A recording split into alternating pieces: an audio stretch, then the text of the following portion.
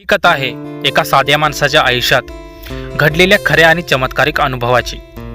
घरावर आलेलं संकट, अजब घटना आणि करणीच्या त्रासातून श्री स्वामी समर्थ यांनी कसा मार्ग दाखवला याची ही कथा श्रद्धा, विश्वास आणि स्वामींच्या कृपेची जाणीव करून देते।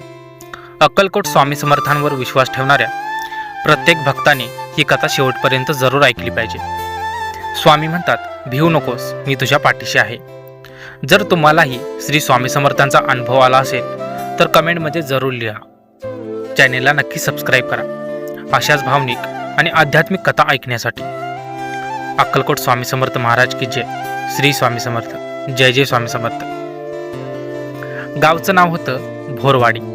लहानसं गाव, आजूबाजूला डोंगर, शेती आणि शांत वातावरण। पण त्या गावात एक घर मात्र कायम दुःखाने भरलेलं होतं। त्या घरात राहत होता संदीप, वय साधारण 30 वर्ष। घरची परिस्थिती आधी चांगली होती, पण मागच्या 2 वर्षात सगळं बदललं होतं। शेतीचं नुकसान, व्यवसाय बंद, घरात सतत भांडण आणि सर्वात भयानक म्हणजे रात्री झोप लागत नव्हती। संदीपला रोज रात्री एकच स्वप्न पडायचं, कोणती तरी काळी सावली त्याच्या घराभोवती फिरते आणि दारावर पाणी शिंपडत आहे। तो घाबरून उठायचा, पण बाहेर कोणीच नसायचं।